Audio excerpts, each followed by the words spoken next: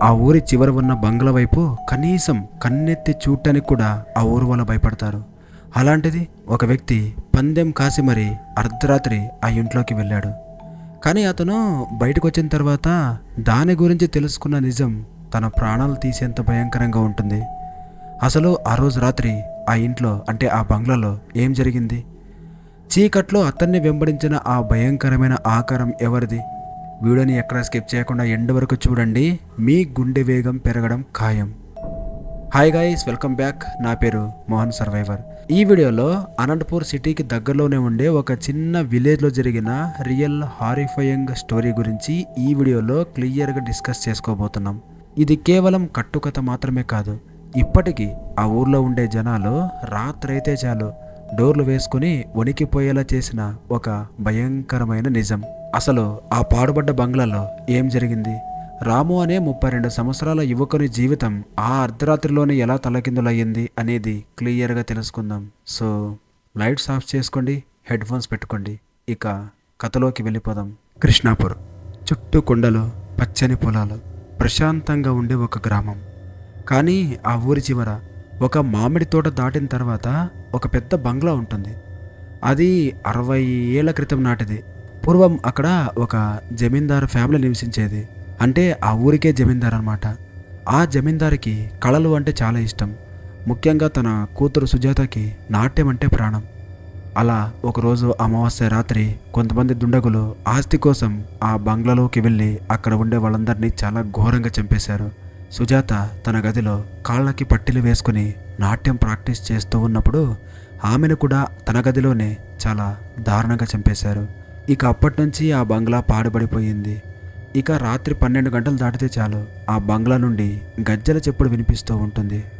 ఆ దారి గుండా ఎవరైనా వెళితే అక్కడ ఉండే ఆత్మలో వాళ్ళ ప్రాణాలని బలి తీసుకుంటాయని చెప్పేసి ఆ ఊర్లో వాళ్ళు ఇప్పటికీ బలంగా నమ్ముతున్నారు. అదే ఊర్లో రాము అనే ఒక కుర్రాడు ఉండేవాడు. అతనికి ఒక 32 సంవత్సరాలు అలా ఉంటాయి. రాముకి దయ్యాలు భూతాలు అంటే పెద్దగా నమ్మకం లేదు. ఆ ఊర్లో వాళ్ళు ఏదైనా దయ్యాల గురించి చెబితే, ముఖ్యంగా ఆ బంగ్లా గురించి చెబితే అసలు ఇదంతా మన భ్రమ, ప్రతి ఒక్క దానికి సైంటిఫిక్ రీజన్స్ ఉంటాయి అని చెప్పి వాదించేవాడు. ఒకరోజు రాము తన చైల్డ్హుడ్ ఫ్రెండ్స్ అయిన శివ, కార్తిక్తో కలిసి రాత్రి వాళ్ళ ఊర్లో రచ్చబండ టైప్లో ఉంటుంది కదా, అక్కడ కూర్చొని సరదాగా కబుర్లు చెప్పుకుంటూ ఉన్నారు. అయితే వాళ్ళు అలా మాట్లాడుకుంటూ ఉన్నప్పుడు మధ్యలోకి ఆ బంగ్లా యొక్క టాపిక్ వచ్చింది. దాన్ని తలుచుకుని శివ, కార్తిక్ భయంతో వణికిపోయారు. కానీ రాము మాత్రం, రే అదంతా అబద్ధం రా, అక్కడ అలాంటి దయ్యాలు భూతాలు లాంటివి ఏం లేవు. సరే ఒక పందెం కాస్తాను, రేపు అమావాస్య, సో నేను రాత్రి వెళ్ళి ఆ బంగ్లాలో స్టే చేసి వస్తాను అని చెప్పాడు. శివ, కార్తీక్లు ఇది విని షాక్ అయిపోయారు. రే వద్దురా, అది చాలా డేంజర్, ప్లీజ్ అక్కడికి వెళ్ళొద్దు అని బ్రతిమలాడారు.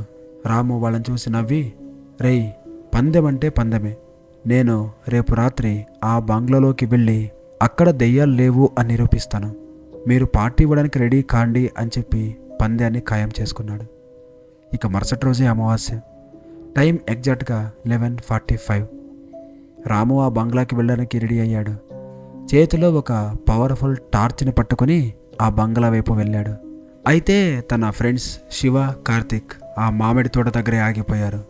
రే రాము, బంగ్లాలోకి వెళ్ళిన తర్వాత ఏదైనా తేడాగా అనిపిస్తే గట్టిగా అరువు, వెంటనే మేము అక్కడికి పరిగెత్తుకుంటూ వచ్చేస్తాం అని చెప్పారు. కానీ రాము వాళ్ళని చూసి నవ్వుతూ ఆ బంగ్లా వైపు వెళ్ళాడు. ఆ బంగ్లా మెయిన్ గేట్ ఓపెన్ చేసి లోపలికి ఎంటర్ అయ్యాడు. ఆ బంగ్లా చుట్టుపక్కల మొత్తమంతా ముళ్ళ కంపలు, పిచ్చి మొక్కలు భారీగా పెరిగిపోయాయి. అక్కడ ఎంత సైలెంట్గా ఉందంటే రాము నడుస్తూ ఉన్నప్పుడు అతని కాలు కింద వెళ్ళిపోయిన ఆకులు విరిగినప్పుడు ఆ సౌండ్ కూడా అతనికి చాలా క్లియర్గా వినిపిస్తుంది. ఇక రాము ఆ బంగ్లా యొక్క మెయిన్ డోర్ని ఓపెన్ చేయబోయాడు. అది చెక్కతో చేసిన ఒక పెద్ద డోర్, చెదలు పట్టిపోయి చాలా బరువుగా ఉంది. అతి కష్టం మీద రాము ఆ డోర్ని బలంగా ఓపెన్ చేశాడు. ఇక ఒక భయంకరమైన సౌండ్తో ఆ డోర్ ఓపెన్ అయ్యింది. లోపలికి అడుగు పెట్టగానే పాతకాలపు ఇంటి వాసన, అక్కడ ఉండే దట్టమైన ఆ దుమ్ము అతని ముక్కుకు తగులుతుంది. రాము టార్చ్ లైట్ ఆన్ చేసి చుట్టూ చూశాడు. గోడల చుట్టూ సాలిడ్ గోళ్ళు, పగిలిపోయిన ఫర్నిచర్. అక్కడ ఉండే పాతకాలపు పెయింటింగ్స్ వెసిలిపోయి దెయ్యంలాగా భయంకరంగా కనిపిస్తున్నాయి. టైం ఎగ్జాక్ట్గా 12 అయ్యింది. రాము హాల్లో నిలబడి ఇలా పైకి చూస్తున్నాడు. అప్పుడే సడన్గా రాముకి పై గది నుండి ఒక సౌండ్ వినిపించింది. ఆడపిల్ల గజ్జల కట్టుకుని నెమ్మదిగా నడుస్తున్న సౌండ్ అది. ఇక రాము గుండె వేగంగా కొట్టుకోవడం మొదలైంది. ఎవరక్కడ? శివ, కార్తిక్, నన్ను భయపెట్టాలని చూస్తున్నారా అని గట్టిగా అరిచాడు. కానీ అతనికి ఎలాంటి రిప్లై రాలేదు. అతని సౌండ్ మాత్రమే అతనికి రిఫ్లెక్షన్లో వినిపిస్తుంది.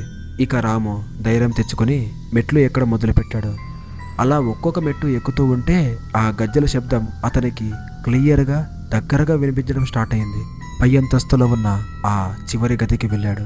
ఆ రూమ్ మరేదో కాదు, ఇంతకుముందు సుజాత చనిపోయిన రూమ్. ఆ గది తలుపు సగం తెరిచి ఉంది. దాన్ని పూర్తిగా తెరిచి లోపలికి వెళ్ళి చూశాడు. లోపల ఒక కుర్చీ దానంతకదే ఊగుతుంది. రాము వణుకుతున్న చేతులతో ఆ టార్చ్ లైట్ని ఆ కుర్చీ వైపు వేసేసరికి టప్పుమని కరెంటు పోయింది. రాము చేతిలో ఉన్న ఆ టార్చ్ లైట్ని ఇలా ఎంత కొట్టి ఆన్ చేసినా కూడా అది ఆన్ కావట్లేదు. నెమ్మదిగా రాము కుడి చెవి దగ్గర ఒక చల్లటి గాలి తగిలింది. అప్పుడే తన భుజం మీద ఏదో ఒక చల్లటి చేయి పడినట్టు అతనికి ఒక స్పర్శ తగిలింది. ఎవరో అతని భుజం మీద చేయి వేసినట్టు అనిపించింది. ఒక గీచుమనే వణుకుతున్న ఆడ శబ్దం. ఎందుకు వచ్చావు నా ఇంటికి? నీ రక్తం కూడా తాగాలా అని భయంకరంగా వినిపించింది. రాముకి భయంతో ఒళ్ళంతా చెమటలు పట్టాయి.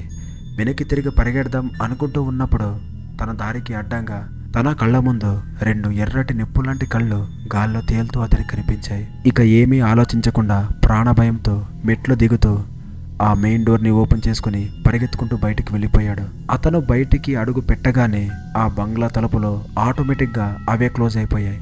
ఇక రాము వెనక్కి తిరిగి చూడకుండా భయంతో డైరెక్ట్గా మామిడి తోటలో వాళ్ళ ఫ్రెండ్స్ ఉన్న ఆ చోటుకు వెళ్ళాడు. ఆయాసపడుతూ వాళ్ళ ఫ్రెండ్స్ ముందు కింద పడిపోయాడు. రేయ్, మీరు చెప్పింది నిజంరా, ఆ ఇంట్లో దెయ్యం ఉంది, నన్ను చంపడానికి ట్రై చేసింది, పదండి ఇక్కడి నుంచి వెళ్ళిపోదాం అని వాళ్ళతో చెప్పాడు. కానీ శివ, కార్తిక్ కదలకుండా ఏం మాట్లాడకుండా అలాగే జాంబిల్లాగా స్ట్రైట్గా నిలబడుకున్నారు. వాళ్ళ ఫేస్లో ఎలాంటి ఎక్స్ప్రెషన్ లేదు, కనీసం భయం కూడా లేదు. రాముకి వాళ్ళని చూసి లైట్గా భయం స్టార్ట్ అయింది. రే, ఏంట్రా ఇలా నిలబడ్డారు, పదండ్రా వెళ్ళిపోదాం అన్నాడు. అప్పుడు శివ నెమ్మదిగా తన తలని ఇలా పైకెత్తి రాము వైపు తిరిగి చూశాడు. ఆ చీకట్లో శివ కళ్ళు పూర్తిగా తెల్లగా మెరుస్తున్నాయి. ఇక కార్తిక్ మెడేమో ఒక పక్కకి ఇలా విరిగిపోయి ఉందన్నమాట. శివ ఒక వింతైన గంభీరమైన గొంతుతో ఇలా అన్నాడు. మాకు లోపలికి వెళ్ళడానికి భయం వేసింది రాము, అందుకే నిన్ను మాత్రమే లోపలికి పంపాం. ఇప్పుడు నువ్వు కూడా మాతో పాటే లోపలికి రావచ్చు కదా అన్నారు. ఒక్కసారి రాముకు భయం వేసింది. అసలు వాళ్ళు ఏం మాట్లాడుతున్నారో రాముకి అర్థం కావట్లేదు. అలా వాళ్ళతో మాట్లాడుతూ అకస్మాత్తుగా కిందకి చూశాడు. అయితే శివ, కార్తిక్ కాళ్ళు నేల మీద లేవు, గాల్లో తేలుతున్నాయి. అప్పుడే రాము బ్రెయిన్లో ఒక భయంకరమైన నిజం ఫ్లాష్ అయింది.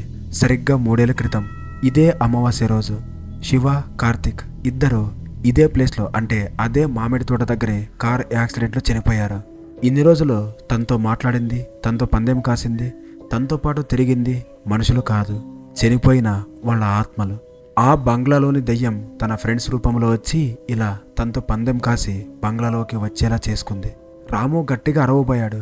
కానీ చీకట్లోంచి ఒక నల్లటి చెయ్యి వచ్చి రాము గొంతు పట్టుకుని ఆ బంగ్లా వైపు చీకట్లోకి లాక్కొని వెళ్ళిపోయింది. ఆ తర్వాత ఇక రాము ఏమయ్యాడో ఎవరికి తెలియదు. ఈ రోజుకి ఆ బంగ్లా వైపు ఎవరైనా వెళితే అక్కడ గేట్ దగ్గర 3 ఫ్రెండ్స్ మాట్లాడుకుంటూ ఉన్నట్టు కనిపిస్తారట. ఎవరైనా ఆ గేట్ ముందు వైపు నుండి వెళ్తే మీరు కూడా మాతో పాటు లోపలికి వస్తారా అని పిలుస్తారట. గాయస్, ఇది అనంతపురం డిస్టిక్లోని ఇప్పటికి చెప్పుకునే ఒక భయంకరమైన బంగ్లా నిజం.